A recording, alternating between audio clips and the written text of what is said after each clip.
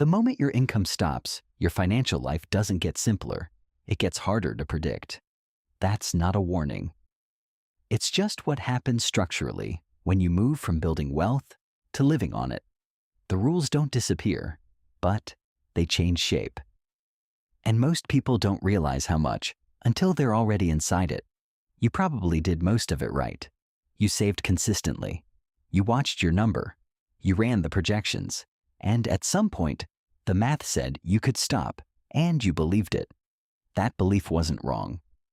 But there's a version of retirement that no spreadsheet fully prepares you for. Not because the numbers were off, because the experience of managing money changes the moment income stops flowing in. For years, you operated under a simple assumption. You work, you save, the numbers go up. It's linear. It's directional. It almost runs itself. Retirement flips the system. Here's the first thing worth understanding. During accumulation, your financial life moves in one direction. Income arrives, expenses leave, whatever remains gets invested. The gap between those two numbers is the only thing that really matters. It's predictable, almost mechanical. The moment you stop working, that system reverses direction. You're no longer pouring water into the bucket. You're managing the flow out of it, while the clouds above refuse to promise rain. And that reversal changes everything about how money feels, not just how it functions. When you're earning, a market dip is a buying opportunity. When you're drawing down, that same dip feels different. Not because your net worth changed more, because your relationship to the portfolio changed. No, it's no longer a vehicle you're building. It's the engine you depend on. And every withdrawal from a declining market is a permanent reduction of future compounding power. Most people understand this before they retire. Understanding it and experiencing it are two different things. The first unexpected shift isn't dramatic. It's subtle. Spending becomes irregular. During your working years, expenses follow patterns. Fixed costs, recurring bills, predictable categories. You build a budget, and it roughly holds because your income holds. In retirement, that regularity loosens. Travel happens in clusters. Home maintenance arrives without warning. The first few years often involve a surge. You have time, you have health, and you have a list of things you meant to do for decades. Retirement models show a smooth, almost inflation-adjusted spending line. Reality shows something jagged, especially early. Most people anticipate irregular expenses.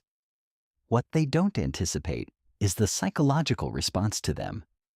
When you're earning, a $2,000 car repair is an inconvenience. You absorb it, move on, wait for the next paycheck. When you're drawing down, that same expense feels different. Not because the amount changed, but because there's no paycheck coming to reset the ledger. It's a withdrawal. It's permanent. And your brain knows it. Small expenses begin to carry psychological weight the math doesn't justify. Most people don't notice this until their first year. The second shift is quieter and stranger than the first. Cash flow timing starts to matter more than your total net worth. When you're working, annual thinking makes sense. Annual salary, annual savings rate, annual projections. You can smooth over monthly variation because income keeps arriving to fill the gaps. In retirement, you're managing actual timing. When does money leave the portfolio? From which account? In what sequence?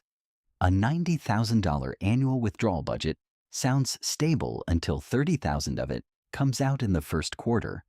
A combination of travel, taxes, and a repair you didn't plan for. The rest of the year feels tighter than it should, even though the math is technically fine. You can have a $2 million portfolio and still feel a scarcity that mimics poverty if your liquidity is trapped or your timing is off during a downturn. Annual thinking gets replaced by something more hands-on, more like active cash flow management than long-term investing. Mas, the third shift, is the one that surprises people most. Your identity as a saver becomes a liability. For 30 years, You trained your brain to find safety in growth. Every contribution, every reinvested dividend, every year the number went up. Your nervous system registered that as safety.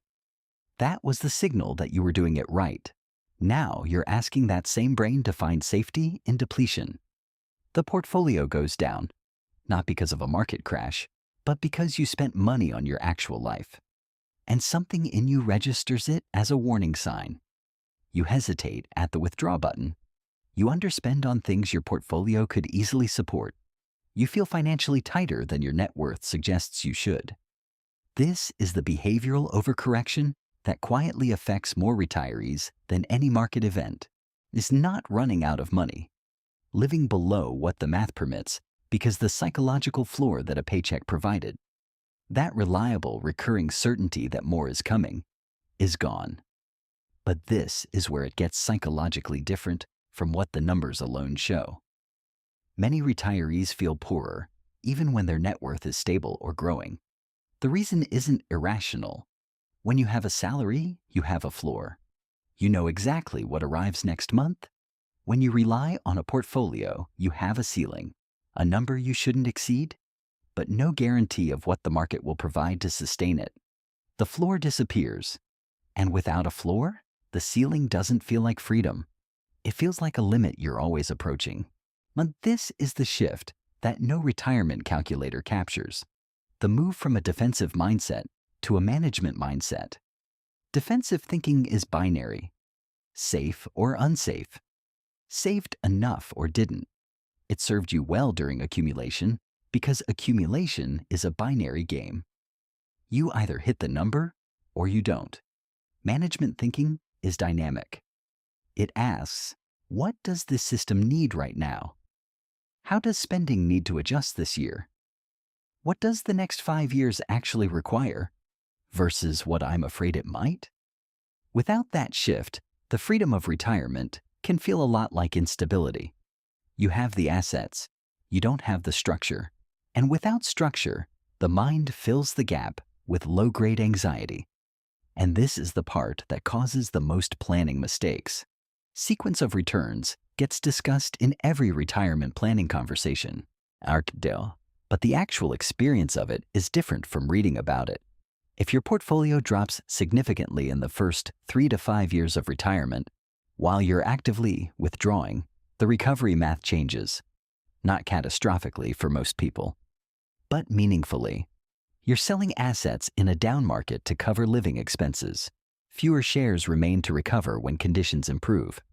The same percentage loss that's a footnote during accumulation becomes structurally significant during distribution. This doesn't make early retirement impossible. It makes the order of returns matter in a way it simply didn't when you were contributing. Layered beneath this is something harder to plan for: the sequence of life. Between your early 60s and your late 70s, spending rarely moves in a straight line. It drops as early retirement energy settles, then spikes again with healthcare needs, family support, property decisions, a period of reduced activity followed by a period of unexpected cost. If your withdrawal strategy is rigid, you'll find yourself reacting to these shifts instead of absorbing them. Healthcare is the category with the most variance and the least predictability. A healthy decade looks one way. A single medical event rewrites the projection. Building flexibility into this category, treating it as a range rather than a fixed line, tends to matter more than the accuracy of the estimate itself. Here's the frame that tends to help most. Retirement is not a destination. It's a management project. The goal was never just to stop working. The goal was to gain agency over your life. Mankind agency requires more than a high net worth. It requires a clear-eyed understanding that the risk hasn't disappeared. It has changed its shape. The retirees who describe their financial lives as clear, not perfect, not maximized, but clear, tend to share one characteristic. They stopped thinking of their portfolio as a number they reached and started thinking of it as a system they actively steward. They built what functions as a psychological floor. Enough short-term stability to let the portfolio do its job without the weight of daily survival pressing against it. They gave themselves permission to spend, built within structure, and stopped waiting to feel certain before they trusted the plan. Clarity comes from structure, not just numbers. If you're approaching this transition, the goal isn't to eliminate uncertainty, and some of it can't be removed. The goal is to build a system that holds its shape under conditions you can't fully predict. Irregular spending, market variation, healthcare surprises, behavioral pulls in both directions. Your first year of retirement will tell you more about how that system actually functions than any projection could. Not because something went wrong, because that's when the theory meets the practice. That's when the relationship with the withdraw button becomes real, and the habits you've built either hold or need adjusting. The financial life on the other side of work isn't worse than what came before.